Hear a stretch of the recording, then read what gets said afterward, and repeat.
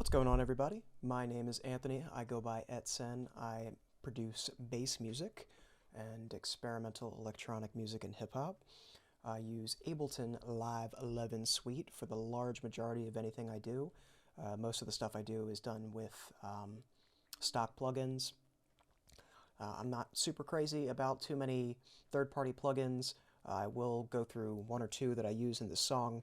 But basically, I'm just here to break down my new track. It's called 1whisper. It drops today, June 9th, 2023. And it's a pretty cool little track. I like it. It's sort of a continuation of a style that I've been working on, which is like these slow, grimy, trap-influenced bass music bangers. But I wanted to kind of take it somewhere more interesting, and so we'll kind of break that down here. Let's just take a look at some of the sounds we got. So we'll hit play here and we'll check out our main keyboard and main melody.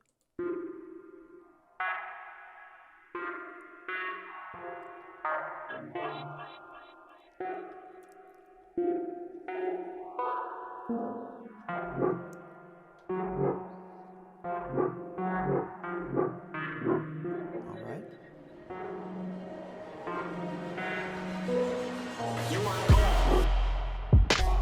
Okay, so what's going on here? We've got our main keyboard sound here. Now what I did is just kind of slapped a bunch of effects on Ableton's electric instrument. It's an electric piano. Let's just grab all these effects here, group them together, and turn them off. This is what it sounds like without any of the effects.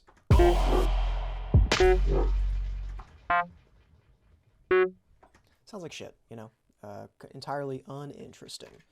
So, what do we have here? What made this interesting? Well, it's the phaser, it's the chorus. We've got an amp, which is, you know, basically simulates like the Fender Blues driver. You know, it takes an amp preset and it tries to run your sound through that. And we'll talk about a different way to do that later. We've got a filter here to just cut out most of the frequency range. We only want to be really highlighting, you know, the main part of the keyboard that we want, but it's also being modulated here by this LFO. So you can see that this filter is being modulated at this rate, at this amount, by the LFO. Excuse me. Got a glue compressor here just to kind of keep things all in check. And then echo. Echo is a cool delay instrument or audio effect that Ableton included in, I don't know if it was 10 or 11. It's really cool. I mean, you can use it as a traditional delay. You can get more reverby sounds. See here, I combined the reverb function within echo with a 64th note, which, you know, to your ear is basically just going to sound like reverb. All right, so if we go a little farther in the song, we heard the first percussion hit. So let's see how it carries into the next part.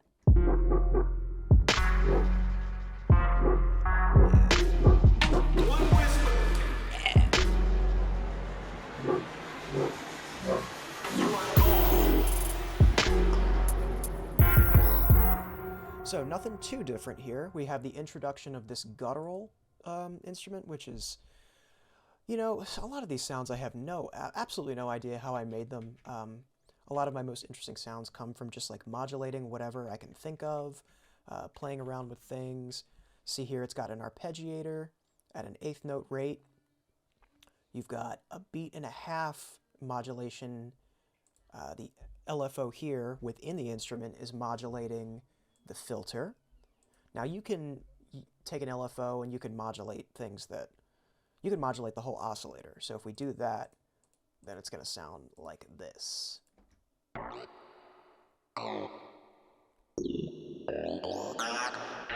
So you can see that it's modulating the pitch of the oscillator, but if we turn that back off,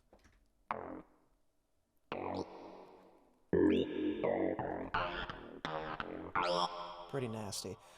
So we've got this LFO here that's modulating the frequency of this erosion effect. Erosion is just basically like a distortion, like a bit crushing effect. Got some phase, some chorus, some reverb, a compressor. Nothing too crazy here, but it's just these slight modulations that are making the sound interesting. This this is also being modulated here is the decay on the reverb.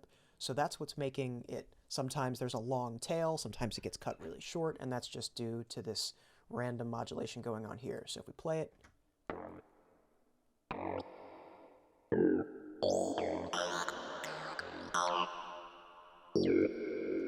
you can see that sometimes it's trying to take the decay a really long time, and then it'll cut it super short for a second, and then it'll drag it back out. So it's just like a fun way to play with sounds. And then another sound I guess I should highlight at this part is the, what I call bare noise. It's basically like a sharp dubstep wub.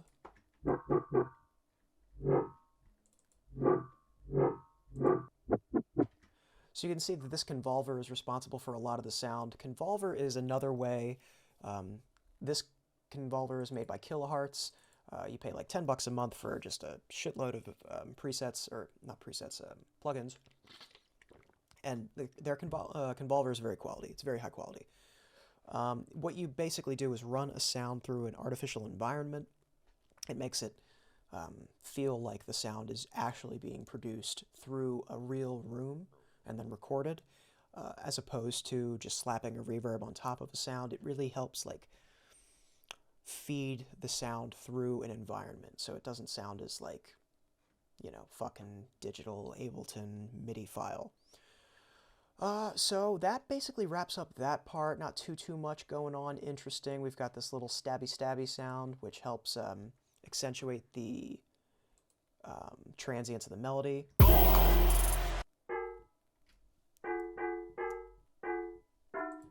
On its own, definitely nothing to write home about, but it's, you know, it's cool. And then we've got this riser. Hear it? And then here, we've got the faller, basically. We have a riser, and then the same sound duplicated. This one's got an LFO that swings up. This one's got an LFO that swings down. And it just helps, it's kind of like the crashing of the wave, right? It helps ease into the next part. And that basically wraps up this whole first, this is, I guess, what I would call the intro, the build-up, whatever. It's just the part that establishes the very simple, kind of dumb melody. And that's where we start. This is where we start having a little bit more fun. So, let's have fun.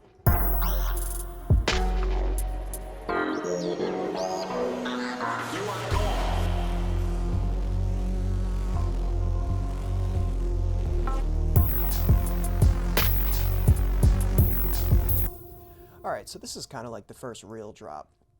We've got this big-ass synth over here. This is one I use in a lot of my songs. I call it Venetian and snare, like Venetian snares. And let's solo that one.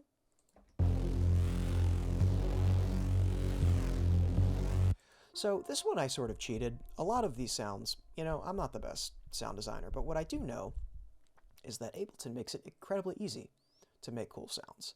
And so you can cheat. And so that's basically what I did with Wavetable. Wavetable is like a big, it's like a cheater's haven, you know? You want to feel as though you've made a sound, but you didn't really make much of the sound at all. There you go. It's Wavetable. Maybe I'm not giving myself enough credit. Let's kill all of these effects real quick. And then see what it sounds like now. And then with the effects chain back on. Okay, maybe it sounds a lot cooler. But even still, Wavetable is definitely a good way to get started with a good base of a sound, and then you can really start playing with it and accentuating the features of it that you like. You can see that this here is being modulated. I don't even know, I guess it's, yeah, the wave position is what Ableton is calling it, which just basically affects like the harmonic range, the frequency range that is being accentuated most. Pedal, you know, got some LFOs here modulating some whatever. Fun. And then we've got this sound.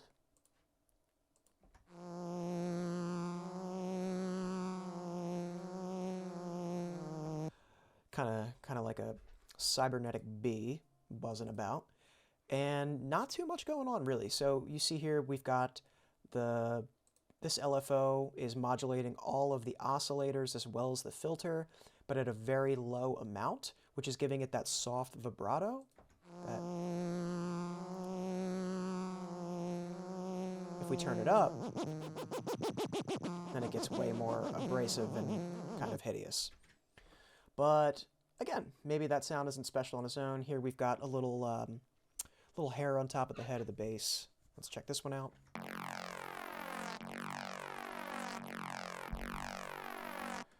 Again, certainly nothing special, but when put together,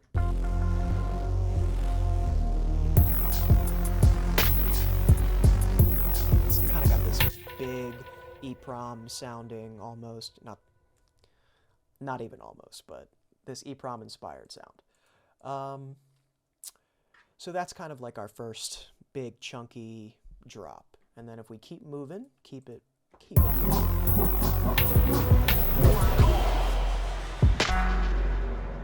Oh, really quick, I just wanted to highlight this sound, which is the dying alien sound.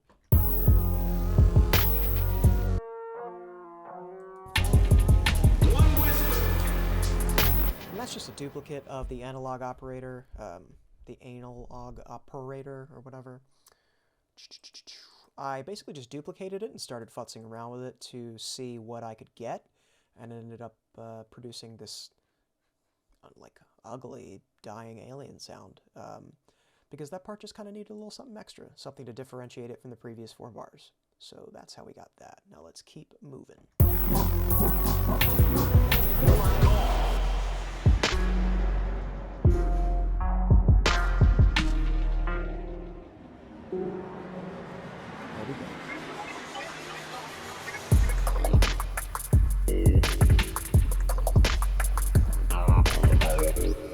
Okay, so then we kick in a double time here for like a second big groovy drop.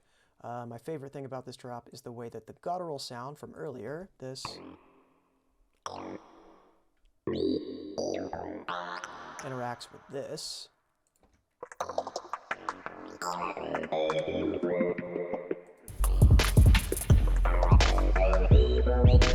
Now this is just one of those accident sounds. It's called Big L because it is Big L. It's I was trying to experiment with taking an acapella that I could get online and taking a clip and just using it as the hook for the song.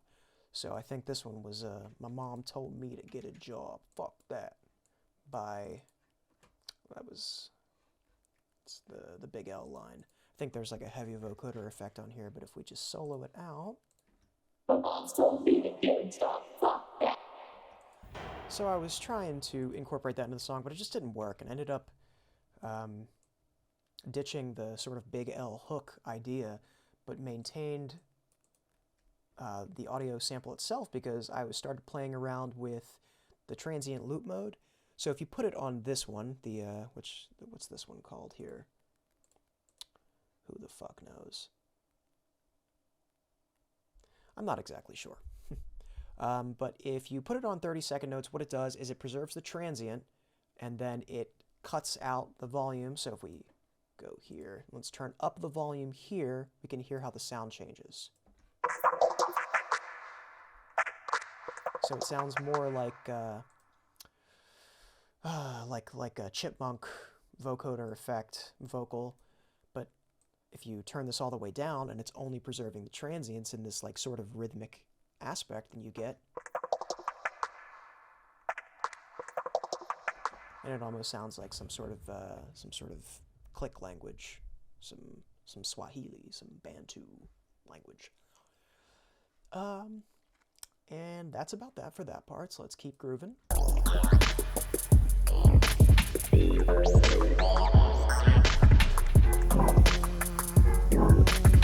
we just start bringing stuff back. Just start layering shit on top of each other.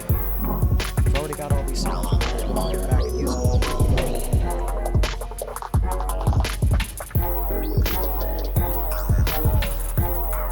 Alright, so you can see how this part's going, and then we jump to this breakdown here. I feel like we're building up to something.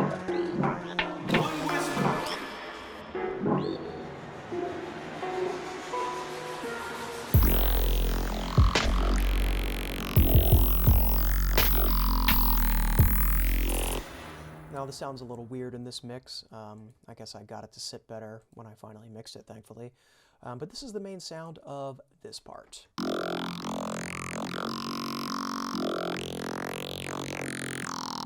Now this is just the most obnoxious shit ever. We've got a wavetable. We went to the formant section to grab the AEIOU preset, which is like a talk-based preset. You can see that it's the only running oscillator. This oscillator is turned off. We've got some modulation happening here in the warp percentage. And if we go to this matrix, you can see that the LFO is modulating oscillator 1's position. Some stuff in the MIDI here. I think some of these values in this matrix might not even be doing anything. I think I was just messing around trying to see, you know, if I press this button, what happens? If I press that button, what happens? And that's how I kind of became a producer. It's just like, hey, you know, how does this work? And then never really figuring it out, but accidentally making cool shit in the process. So we get to our big, obnoxious final fuck you drop. I'm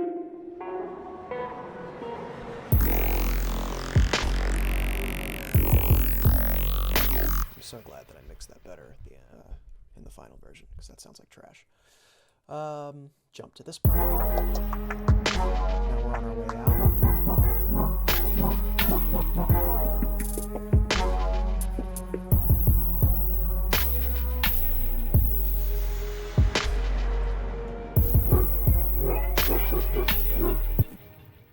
Now we've got here, let's see, got a little bit of violin sampling, got a French horn sample, we've got this vocoder. It's basically just like a manipulated version of the vocal run through a vocoder. You know, stretches it out and makes this kind of like wonky. Just for texture, just a little something something to keep things interesting. And that is basically it for 1whisper. It was a fun track to make. It wasn't too grueling. Sometimes these tracks, for whatever reason, they're just impossible for me to identify what is wrong.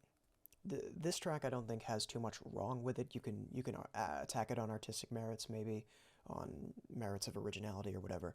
But I think it's like relatively well put together. It weaves through its parts well, and I don't think there's anything too showy. It's kind of just taking a simple melody, a couple layers, a couple parts, one halftime build up into a big final fuck you drop. And that's that. That's 1whisper. Drop a like or any of that kind of shit. Follow me on social media at @sen, ET_SEN. And yeah, just keep on the lookout for new music.